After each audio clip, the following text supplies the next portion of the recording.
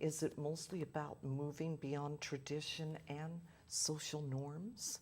You know, a lot of times it is. If you saw the movie Guess Who's Coming to Dinner, which starred Spencer Tracy and Katharine Hepburn, who were themselves in a twin flame relationship, which was a very non-traditional relationship, given that he was married and wouldn't divorce his wife. Then the story in the movie is about Sidney Poitier, an African American, falling in love with a young woman who happened to be played by Katharine Hepburn's niece, and what he was willing to do, and the question facing him of whether he was going to marry her, given the incredible love and passion they felt for each other or not. And you see this throughout history. There was a movie, Loving, where they weren't willing to give each other up, even though, of course, it was against the law in those days. By the time you got to the 1960s, it wasn't against the law in the North, but still there were states in the South where it was against the law. So there are innumerable examples where the twin flame experience means that you have to be willing to go beyond logic, go beyond practicality, go beyond safety, go beyond ease, go beyond financial security, only if your intense love, passion, and devotion is so strong that you simply can't make another choice. It's like people say about acting. If you don't have to be an actor, don't be an actor, because it's a very difficult career. It's the same thing. If you don't long for the twin flame experience, if this is not something that you have longed for your whole adult life, and something that without this you will never feel that you've completed your experience on your deathbed, if you don't have that feeling, avoid it. Marry some nice person, have a nice little life, have nice kids, have a nice job, have a nice house. Don't set yourself up for this. But if you're like me, where love is everything, love is all there is, love is the answer, and every other platitude about love, then you don't have a choice. You have to go for it. I think it's the ultimate goal for everybody underneath it all. It's just a matter of She's applying. hopeful. No. I've scratched underneath the surface and facade to the deep underbelly of a lot of people, and there's no need for unconditional love there. There's a need for other stuff, honestly. Okay, a reality check, Honestly, folks. yes. Sad but true. Sad. I tried. Yeah. Well, sad thank but you true. for the clarity on that. Yeah. It's like, did you remember as a kid, you would use crayons, all these bright colored crayons, and then after you did that, you use a black crayon. Okay. And then you'd scratch off the black crayon and you'd see pink and blue and yellow and whatever. Okay. Okay, no, sometimes it's just black under there. There's no color under there. Okay, we're all responsible for our own lives and our desires to be fulfilled, or perhaps not. There's and to no be right, happy. there's no wrong. It's Yeah. whatever works for you. Okay. Oh, I went back to my childhood for a moment. Okay, thank you, Susan. So, okay, what you're saying is the part of the twin flame experience is to guide and humanity actually to evolve. Yes, that's certainly what we saw with Charles and Camilla, and he obviously needed a lot of pushing and prodding, that Charles. You know, he was not going for it. He was just too scared. And then in the beginning, when he proposed to her 30 years before, she, like any sensible person, didn't want any part of being a part of the royal family. So what ultimately happened is they discovered they couldn't live without each other. And they discovered it, and it was excruciating. And it was excruciating for a long time. Because here's the thing, you can't push your twin flame. You can't prod your twin flame. You can't play life coach, psychiatrist, forum leader with your twin flame. That person has to evolve and develop in his or own speed. You can, you know, kind of put something in front of them, but you can't push them. So that's the other tricky part. And when Camilla and Charles were finally motivated by this third party, there's a great article in Vanity Fair this month, when they were finally pushed into it, then they each had to go through the dark night of the soul. He had to take the chance that he might not ever become king. He might be, you know, the victim of backlash from the Princess Di, we love you, we miss you group. And of course, for Camilla, it was a huge, huge marketing and PR campaign to make her palatable and likable to the English public. So these kinds of things have a huge effect. What is the effect? We now see that Prince Harry is marrying an African-American young woman from America who's been divorced and who's an actress. So that's a huge shift in what everybody thought was possible in the British royal family. Evolution. Yes. Oh boy, and a lot of history here too. Thank you, Susan. So I know that some people would say that focusing on unconditional love is impractical. Is it?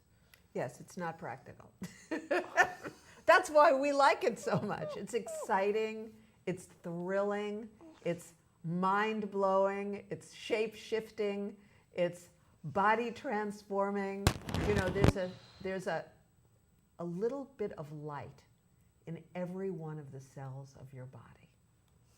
And when you experience the twin flame cosmic wave orgasm, all the lights in each of the cells in your body not only are blazing brightly, they are all communicating with one another. So that, if nothing else, is a reason to give this show a listen. I'm lit up right now, Susan.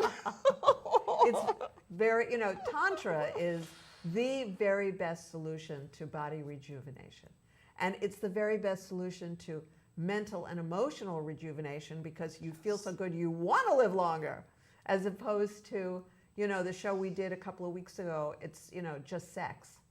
Don't settle for just sex. This show is the bookend.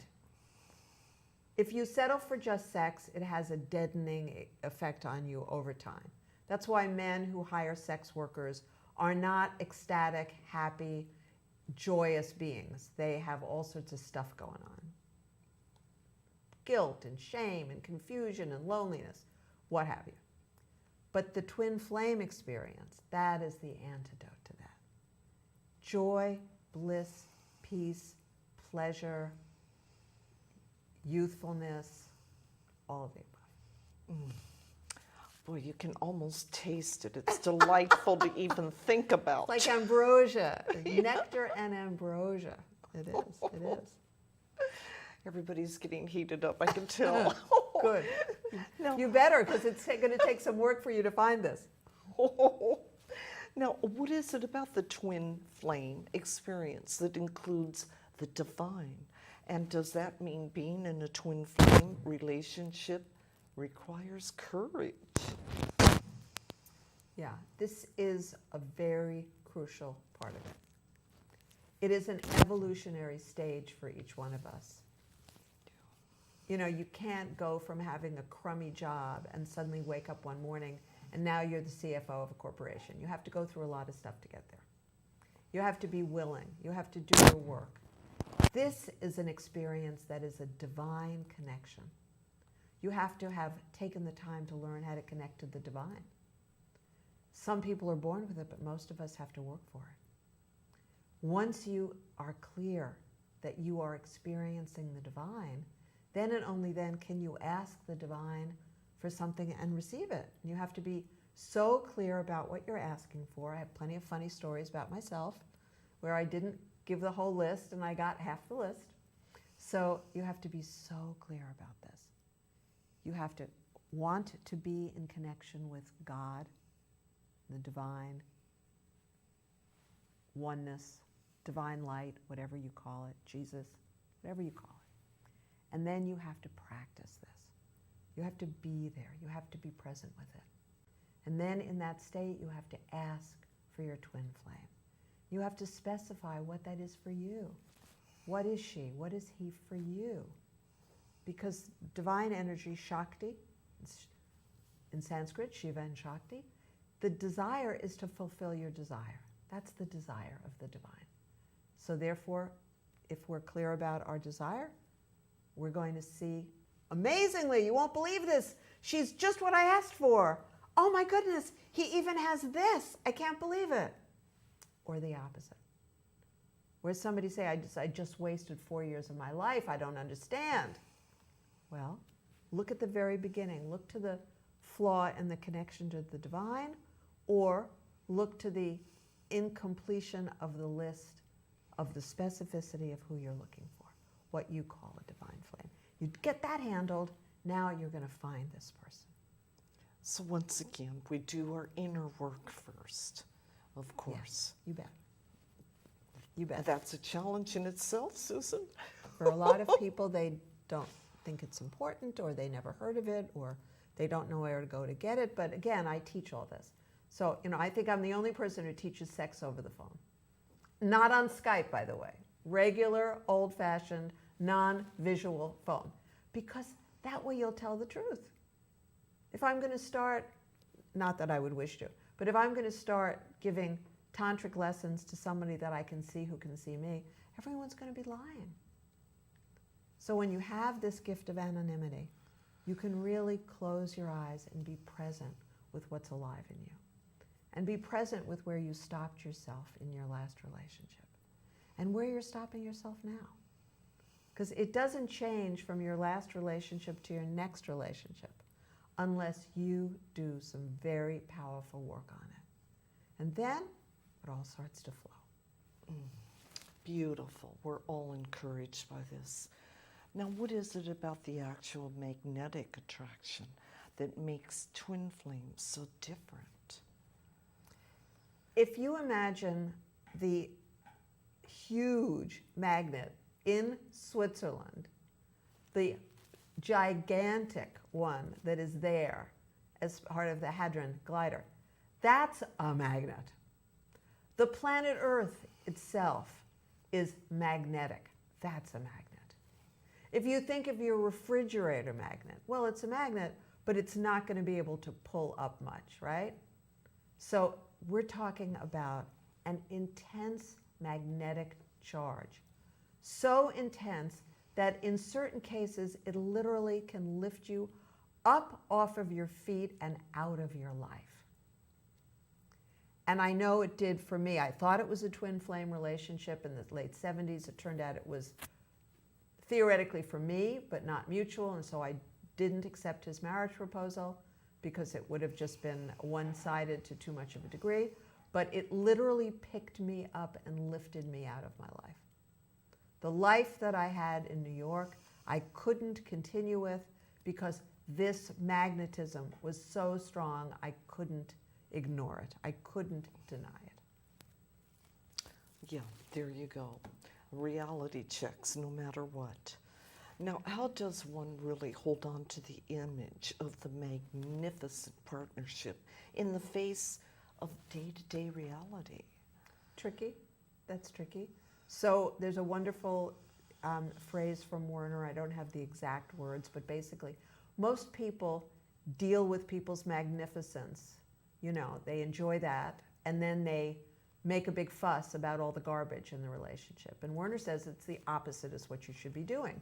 You should deal with the garbage as if it's magnificent, and then you should just kind of not pay too much attention to the other stuff. In fact, if you treat somebody as if he is God, and if you treat someone as if she is God, what you will get is more God from them each time and each day. And if you want that the exact quote, just send me an email. I love that, Susan. That's so very, very powerful. Okay, now what is the cosmic wave and how is it different for men and women? Well, this is what I mentioned earlier. And if you've never heard of Tantra, this is the time you want to jump online and buy yourself a good Tantra book. And you want to read it, and you want to memorize it, and it's your homework, and practice it. You don't want to be one of those people who's had a tantric book around for decades and hasn't mastered the stuff because just didn't see that the benefit was going to be a big enough benefit. So in a tantric book, what you're going to learn is you're going to learn how to make a deep soul connection with another human being, which is the beginning, the entry level to the cosmic wave, because nobody's going to be fully open and available to you, physically, emotionally, and spiritually, if you aren't seen as friend. You know, people see one another as friend or foe. They don't have to be in the military, but that's how they see it. So somebody needs to see you as friend and pull that all the way up to lover, all the way up to soulmate, all the way up to twin flame.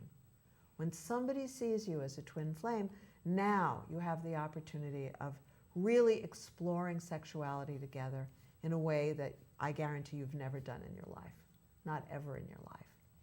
And the result is that men can have full body orgasms.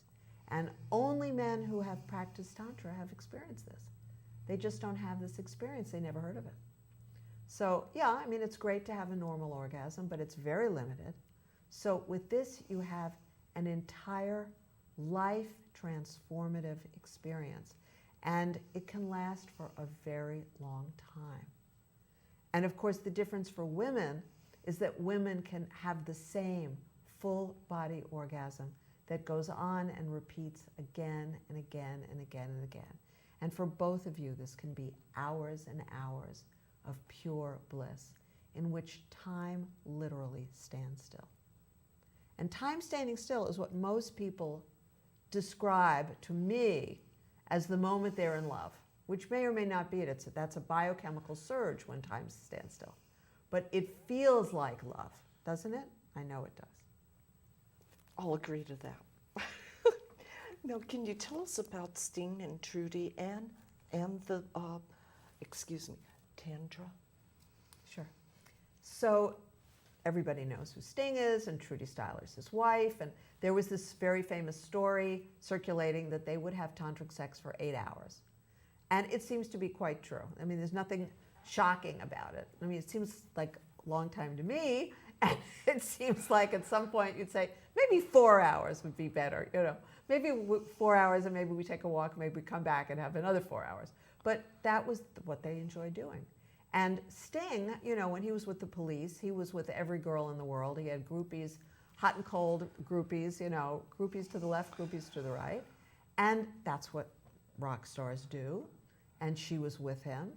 And over time, through Tantra, he was healed. Their relationship was healed. And they are very much together today. So the healing aspect of Tantra is something that I want you guys to think about because it's very important. To be with your twin flame, each of you has to have healed the pain of the past. But now think about this. The pain of the past and the past and the past and thousands of lifetimes, that's not easy. So that means you can always do some of the healing when you're together. If you're healed enough, you can be with your partner, be with your twin flame, and you can continue the healing in the process of this miraculous, loving relationship. Boy, it's sounding better and better all the time. Now, if Tantra is part of the twin flame experience, how does it affect love? And is it important part of staying in love? Well, first of all, I know we did a show on Tantra some time ago. I want to remind you, Tantra does not require love. Tantra requires that you get into a loving state in that moment. Now, what's fascinating to me is people who are really scared of making an emotional connection are very, very upset by this. This really triggers them because they don't want to get into this loving state and having a loving connection. Those of us who've been in love many times and people have loved us and we haven't and we loved them and they didn't, whatever, it doesn't matter. It's all love. You know, sometimes it's easy, sometimes it's hard, sometimes it's mutual, sometimes it's not. But the important thing about Tantra is it's an entry-level practice as well as being something that has the most advanced aspects of human sexuality included.